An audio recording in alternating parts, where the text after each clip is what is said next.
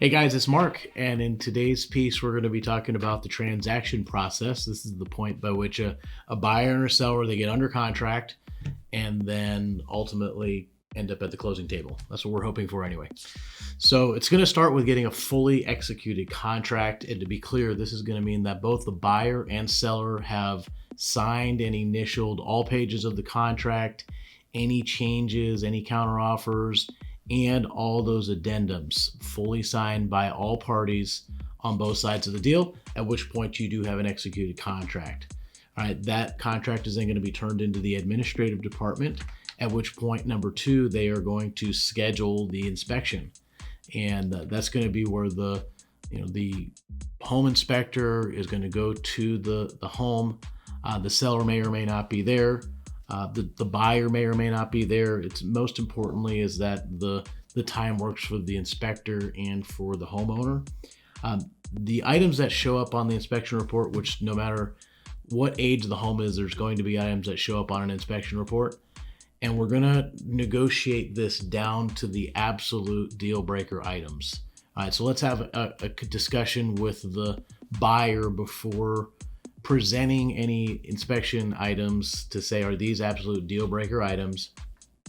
Should be up along the lines of structural or safety.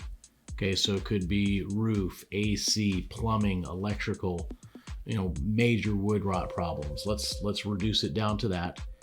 We're going to negotiate that with the other party.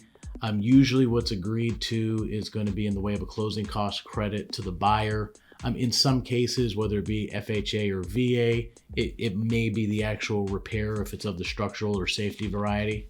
Okay. Once that's been agreed to and signed off on, then we're going to order the appraisal. And we're only going to order the appraisal once it's happened because the buyer is going to pay for both the inspection and the appraisal up front. So if there's a problem with the appraisal that we can't get, or with the inspection that we can't get past, then of course we want to just pull out of the deal. There'd be no reason for them to pay for an appraisal. Once the appraisal has been performed and brought back, it's either going to come back as appraised or low, and for the amount that it came in low for. If it does come back low, then there's one of four options here. The first of which would be for the seller to come down to the appraised price. The second would be for the buyer to come up to the purchase price with the difference in cash off of the appraised amount. The third option would be for the buyer and the seller to agree to a combination of those two, or fourth, which is entirely possible, the deal could be dead. And in this point, guys, of course, we just have to not be attached to the outcome. All right, so let's assume that we've got a good appraisal. We're going to move through to point number 4 here, which is going to be the buyer's final conditions are going to be cleared. Is there a verification of employment? Do they got to pull the credit one more time? Do they need to verify some assets? All those little finite details of getting a loan approved today.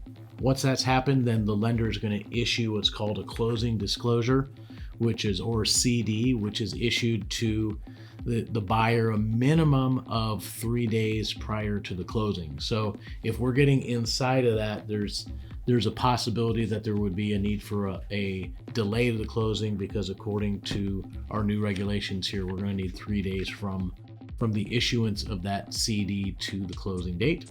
Assuming that's happened, there will be a clear to close that then is issued by the lender. That means everything is good to go.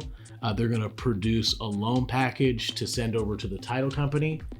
The title company is going to prepare all that along with their final documents as well, and then issue to both parties for review.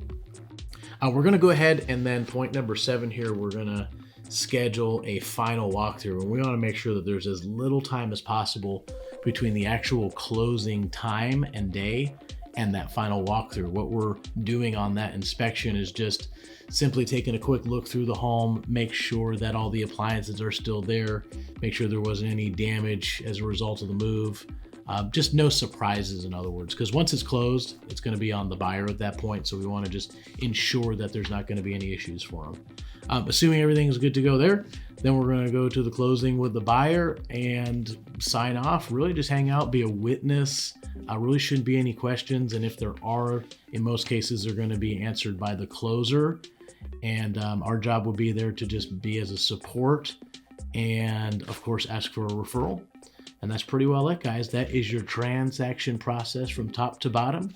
Hope to see you at a lot of them.